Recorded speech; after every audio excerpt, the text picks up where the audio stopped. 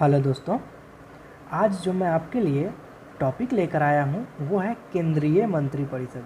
ठीक है दोस्तों, आज हम लोग केंद्रीय मंत्रिपरिषद के बारे में बात करने वाले हैं। दोस्तों, इसमें हम चुनाव से लेकर के पूरी मंत्रिपरिषद के गठन तक का जो पूरा प्रोसेस होता है पूरे को डिस्कस करने वाले हैं। यह आपके इंडियन पॉलिटी के कॉन्स्टिट्यूशन चैप्टर से है। यह आपके लिए बहुत ही इम्पोर्टेंट होगा दोस्तों। आप मेरे साथ बने रहिए और पूरी जानकारी को अपने अंदर जो है सीमेंट कर यहाँ से जो है हम लोग जाएंगे पूरी जानकारी को लेकर के। तो चलिए दोस्तों शुरू करते हैं। वीडियो पे जाने से पहले मैं आपको बता देना चाहूँगा कि अभी आप एग्जाम मंत्र यूट्यूब चैनल देख रहे हैं। इस वीडियो को लाइक करें, शेयर करें अपने फ्रेंड्स के साथ और इस चैनल को सब्सक्राइब करें। इंस्टाग्राम, ट्विटर, फेसबुक और टेलीग्राम पे इस आईडी पे आप हमें फॉलो कर सकते हैं। चलिए दोस्तों शुरू करते हैं इस वीडियो को। दोस्तों, भारत में कितने प्रकार के चुनाव होते हैं? भारत में जो चुनाव होते हैं वो मेनली 4 प्रकार के होते हैं। ठीक है, एक होता है लोकसभा चुनाव, विधानसभा चुनाव, राज्यसभा चुनाव और नगर पंचायत या फिर नगर निगम का जो चुनाव होता है वो चुनाव, ग्राम पंचायत या नगर निगम का चुनाव। जिसमें से आज जो हमारा मुद्दा का विषय है वो है लोकसभा चुनाव। आज हम लोकसभा चुनाव के बारे में पूरी देखेंगे। जी हाँ दोस्तों, लोकसभा चुनाव वही चुनाव है जिससे हम लोग प्रधानमंत्री और केंद्रीय मंत्रिपरिषद का जो है गठन होता है। ठीक है, उसी तरह विधानसभा जो है वो किसी राज्य का जो मुख्यमंत्री होता है उसके लिए चुनाव होता है। राज्यसभा जो है संसद का ऊपरी सदन उसके लिए होता है। और ये तो पंचायत चुनाव या नगर निगम चुनाव ये तो है ही। तो दोस्तों आगे बढ़ते हैं लोकसभा चुनाव में। सबसे पहले हम ये जान लेते हैं कि लोकसभा होता क्या है। लोकसभा जो है भारतीय संसद का निचला सदन है। भारत में द्विसदनीय व्यवस्था है। एक ऊपरी सदन जिसे हम राज्यसभा कहते हैं, दूसरा है निम्न सदन जिसे हम लोकसभा कहते हैं। और ये जो है लोकसभा चुनाव की बात करें मतलब निचली संसद के लिए है। ठीक है, भारतीय संसद की ऊपरी सदन जो है राज्यसभा है, जैसा मैंने आपको बताया। लोकसभा सार्वभौमिक वयस्क मताधिकार के आधार पर लोगों के द्वारा प्रत्यक्ष चुनाव के द्वारा चुने हुए प्रतिनिधियों से गठित होती है। भारतीय संविधान के अनुसार सदन में सदस्यों की अधिकतम संख्या जो है कितनी हो सकती है दोस्तों? 552 जो है अधिकतम संख्या हो सकती है सदस्यों की। किस सदन में? निम्न सदन में, जिसे हम लोकसभा कहते हैं। संसद के 2 सदन होते हैं, एक राज्यसभा एक लोकसभा। तो हम लोकसभा की बात कर रहे हैं। लोकसभा की कार्य अवधि दोस्तों 5 वर्ष का होता है। ठीक है, परंतु इसे समय से पूर्व भी भंग किया जा सकता है और ये भी एक कारण है जिसके लिए हम इसे निम्न सदन कहते हैं।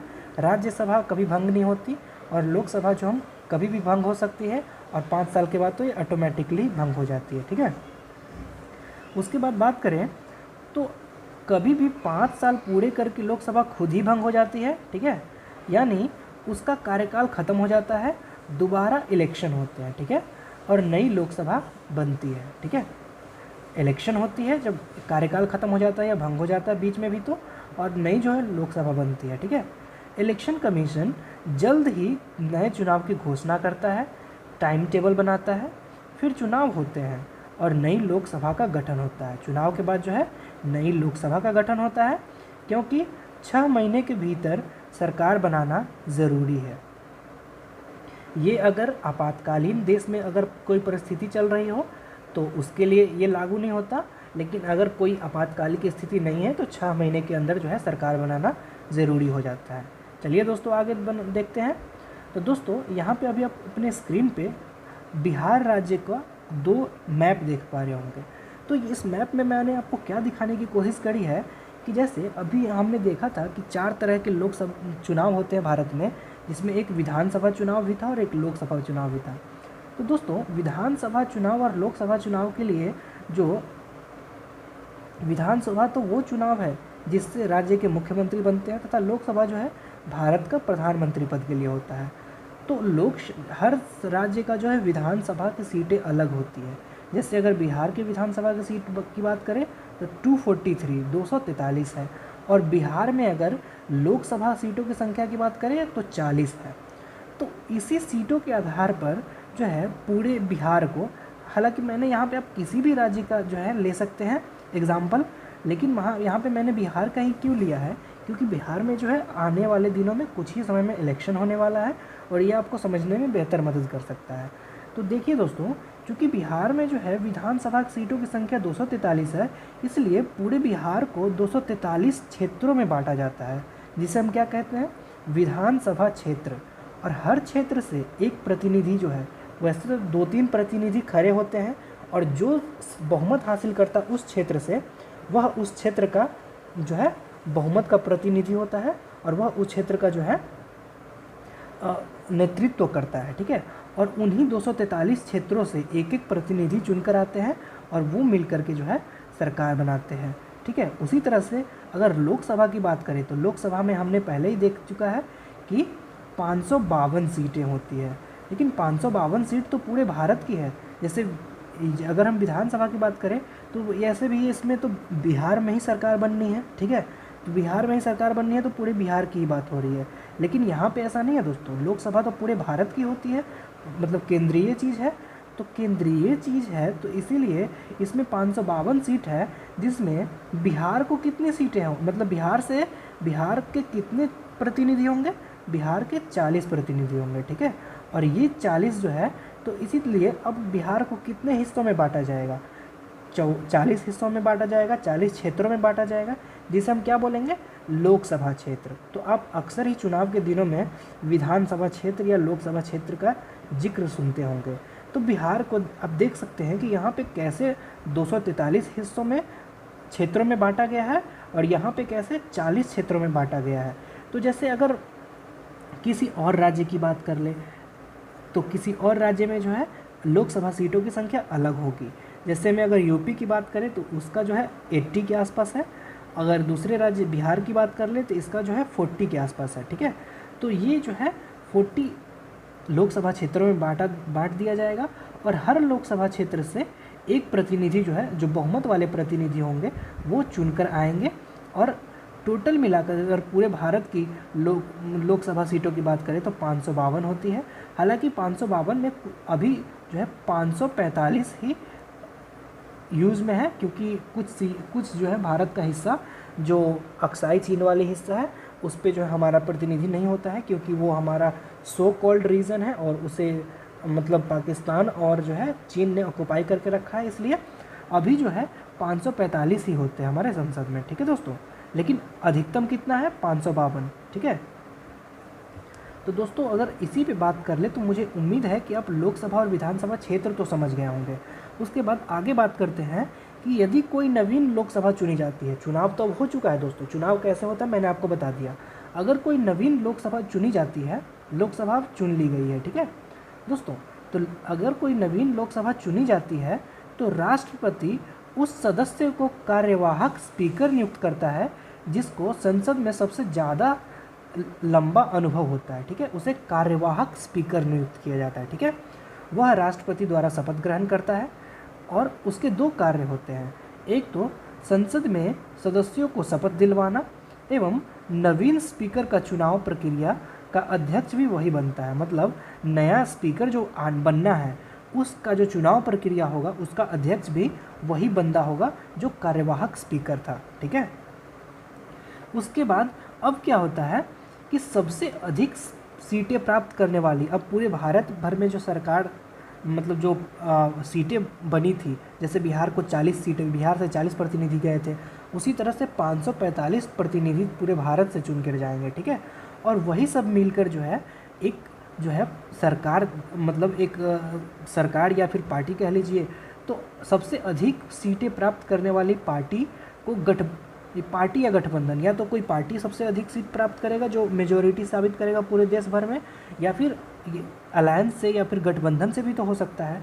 तो जिसकी भी अधिक सीटें प्राप्त होगी, राष्ट्रपति द्वारा नई सरकार बनाने के लिए जो है उसे आमंत्रित किया जाता है। ठीक है, अब नई जो सरकार बनाने के लिए आमंत्रित करता है, उसके बाद प्रधानमंत्री की नियुक्ति राष्ट्रपति करता है। ठीक है, इस पद के लिए राष्ट्रपति को लोकसभा में बहुमत प्राप्त दल, लोकसभा में जो भी बहुमत प्राप्त दल है उसके नेता का ही चयन करना होता है, और उसके नेता को जो है प्रधानमंत्री की नियुक्ति कर देते हैं। ठीक है, अगर बहुमत वाला दल न हो तो भी बहुमत का विश्वास प्राप्त करने वाले की स्थिति में हो तो उसे प्रधानमंत्री चुना जा सकता है। मान लीजिए अगर कोई ऐसा दल नहीं है जिसे क्लियर बहुमत है। लेकिन अगर वो बोलता है कि हम 2-3 दल का गठबंधन करके बहुमत हासिल कर सकते हैं तो उसे भी प्रधानमंत्री चुना जा सकता है, मगर उसे निर्धारित समय पर विश्वास मत हासिल करना होता है। अगर वो विश्वास मत हासिल नहीं कर पाता है तो फिर उसे प्रधानमंत्री नहीं रखा जा सकता है। ठीक है। उसके बाद दोस्तों अब इन लोगों से जो है जितने प्रतिनिधि जो चुन कर आए थे, इन्हीं में से मंत्री परिषद का गठन होता है। अब ये मंत्री परिषद क्या है? तो भारत में जो बहुत सारे कार्य होते हैं, सारे कार्यों को संभालने के लिए कुछ मंत्री पद की व्यवस्था की जाती है। जैसे रेल मंत्री, कृषि मंत्री, वाणिज्य मंत्री, वित्त मंत्री, खेल मंत्री, इस तरह से कुछ मंत्री होता है जो इनको जिस फील्ड में खास अनुभव होता है उन्हें उसी फील्ड का जो है मंत्री बना दिया जाता है कि इस फील्ड की देखरेख यही करेंगे। तो उसी तरह से मंत्री परिषद का गठन जो है प्रधानमंत्री की सलाह से राष्ट्रपति करता है। ठीक है। प्रधानमंत्री की सलाह से राष्ट्रपति मंत्री परिषद का गठन करता है। मंत्री परिषद का प्रधानमंत्री जो है प्रधानमंत्री के नेतृत्व में कार्य करती है। मंत्री परिषद जो है प्रधानमंत्री के नेतृत्व में कार्य करती है। एक्चुअली दोस्तों क्या है कि राष्ट्रपति का सलाह होता है प्रधानमंत्री, और प्रधानमंत्री के जो है राष्ट्रपति का सलाहकार प्रधानमंत्री होता है, और प्रधानमंत्री के जो है सहायता के लिए प्रधानमंत्री अपनी सहायता के लिए मंत्री परिषद का गठन करता है, जिसके नियुक्ति जो है राष्ट्रपति करते हैं। ठीक है। अब मंत्री परिषद भी 3 स्तरीय होता है। सारे मंत्री एक ही समान नहीं होते। मंत्री परिषद भी 3 स्तरीय होता है, जिसमें पहला होता है कैबिनेट स्तर का मंत्री। दोस्तों ये मंत्री जो है इन्हें काफ़ी इम्पोर्टेंट कार्य दिया जाता है। जैसे भारत के जो प्रमुख कार्य है, जो सबसे प्रमुख कार्य है, जैसे कुछ अगर रक्षा मंत्री की बात कर लें, गृह मंत्री की बात कर लें, तो ये सब बहुत ही इम्पोर्टेंट काम होता है। और इन स्तर के मंत्रियों को हम लोग क्या बोलते हैं? कैबिनेट मंत्री। उसके बाद आता है राज्य स्तर का मंत्री। राज्य स्तर के मंत्री भी 2 तरह के होते हैं, एक स्वतंत्र प्रभार वाले और एक कैबिनेट की सहायता के लिए जो राज्य मंत्री होते हैं वो। और तीसरे नंबर पे आते हैं हमारे उप मंत्री। तो यहाँ पे आप देख सकते हैं राज्य मंत्री भी 2 प्रकार के होते हैं, राज्य मंत्री स्वतंत्र प्रभार और राज्य मंत्री जो है कैबिनेट स्तर के मंत्री की सहायता के लिए होता है। दोस्तों यहाँ पे 2 कंसेप्ट आता है। एक तो मंत्री परिषद जो हमने देखा कि मंत्री परिषद क्या होता है, और एक और होता है मंत्रिमंडल। तो दोस्तों मंत्री 3 स्तर के हो गए, एक तो कैबिनेट मंत्री, दूसरा राज्य मंत्री और तीसरे उप मंत्री। ठीक है। तो प्रधानमंत्री और कैबिनेट मंत्री इन दोनों को मिलाकर के जो क्या बनता है, ये बनता है दोस्तों मंत्रिमंडल। और उसके बाद जो है अगर सारे मंत्रियों को जोड़ दिया जाए तो इन्हें बोलेंगे हम मंत्री परिषद। तो मंत्रिमंडल जो है एक मंत्री परिषद का ही एक छोटा इकाई है। ठीक है दोस्तों, यहाँ पे आप देख भी सकते हैं कि सबसे जो इम्पॉर्टेंट होता है, जो पूरे मंत्री परिषद का जो नेतृत्व करते हैं वो सेंटर में हमारे प्राइम मिनिस्टर हैं। ठीक है, जो प्रधानमंत्री है। उसके बाद इनकी सहायता के लिए जो है मंत्रिमंडल होता है। ठीक है, ये मंत्रिमंडल आप देख रहे हैं, ये सारे मंत्रिमंडल हो गए, मंत्रिमंडल होता है। और इनकी सहायता के लिए जो है राज्य मंत्री होता है, और उनकी भी सहायता के लिए जो है उप मंत्री होते हैं। ठीक है, तो इसी तरह से जो है व्यवस्थित किया गया है। चलिए दोस्तों अब आगे देखते हैं। तो आगे अगर देखें तो फिर से वही बात कि मंत्री परिषद में मंत्रियों के प्रकार। तो मंत्री जो है अगेन 3 प्रकार के होते हैं। एक तो है कैबिनेट मंत्री, दूसरा है राज्य मंत्री और तीसरा है उप मंत्री। राज्य मंत्री 2 प्रकार के होते हैं, एक स्वतंत्र प्रभार वाले। स्वतंत्र प्रभार वाले जो है वो कैबिनेट मंत्री की तरह ही होते हैं, की तरह बोल रहा हूँ, कैबिनेट मंत्री होते हैं ये नहीं बोल रहा हूँ, कैबिनेट मंत्री की तरह ही होते हैं। और दूसरे जो राज्य मंत्री होते हैं वो कैबिनेट मंत्री के सहायक होते हैं। दोस्तों अब इसमें आप देख सकते हैं नीचे कि कैबिनेट मंत्री क्या होता है, इसे महत्वपूर्ण मंत्री पद प्रदान किया जाता है, जैसे गृह, रक्षा, वित्त, रेल इत्यादि, ये सब जो है महत्वपूर्ण मंत्री पद जो प्रदान किया जाता है। स्वतंत्र प्रभार वाले मंत्री जो है कैबिनेट मंत्री के समान ही होते हैं, जैसे इसे कोई स्वतंत्र मंत्री पद दिया जाता है। ये कैबिनेट मंत्री तो नहीं होते, लेकिन उन्हीं के समान जो है इन्हें एक स्वतंत्र मंत्री पद दिया जाता है। तीसरे है कैबिनेट मंत्री की सहायक राज्य मंत्री, ये जो है कैबिनेट मंत्री की सहायता के लिए होते हैं। ठीक है दोस्तों, और ये जो है हमारे उसके बाद राज्य मंत्री, ये जो है मेनली प्रशासनिक कार्य संभालते हैं।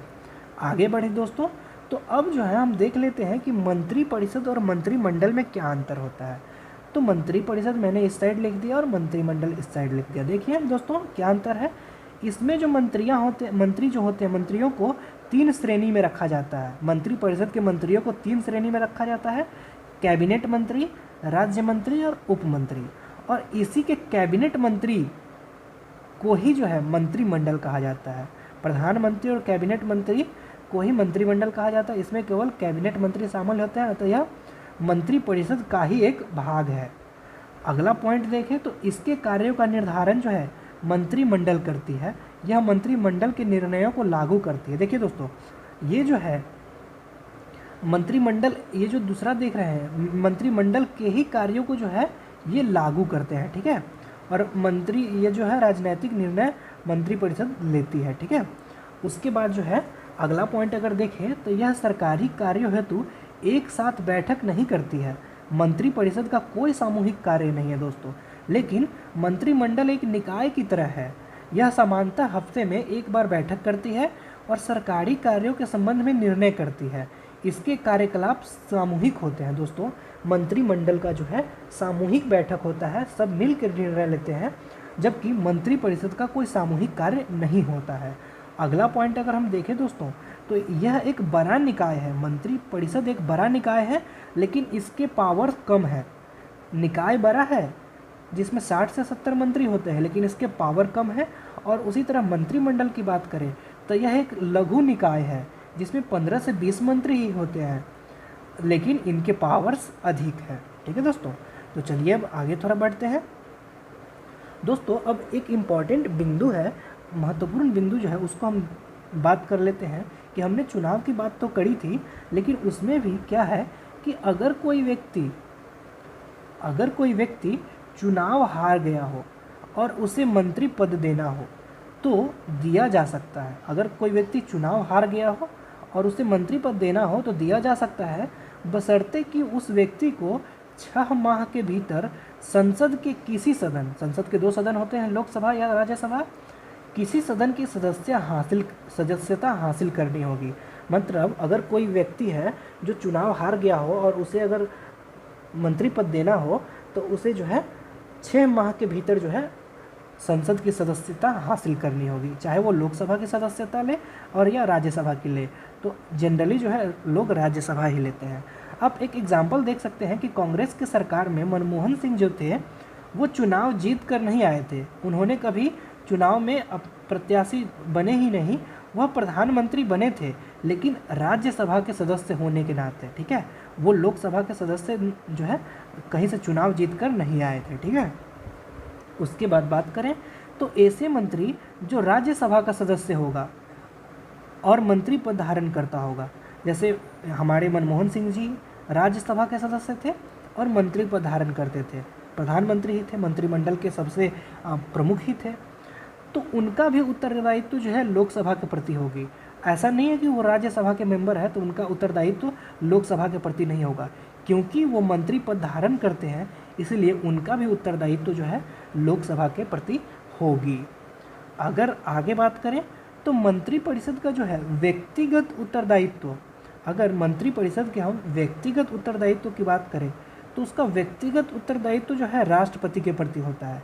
लेकिन अगर सामूहिक उत्तरदायित्व की बात करें तो सामूहिक उत्तरदायित्व जो होता है वो लोकसभा के प्रति होता है।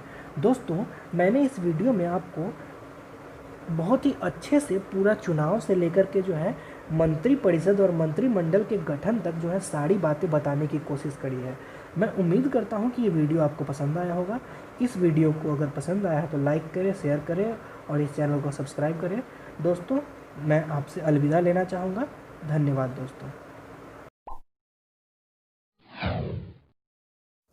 दोस्तों, इस वीडियो को लाइक और शेयर करें और इस चैनल को प्लीज़ सब्सक्राइब कर लें। हमारे इस चैनल को ट्विटर, इंस्टाग्राम, फेसबुक और टेलीग्राम पे फॉलो करने के लिए इस आईडी पे जा सकते हैं।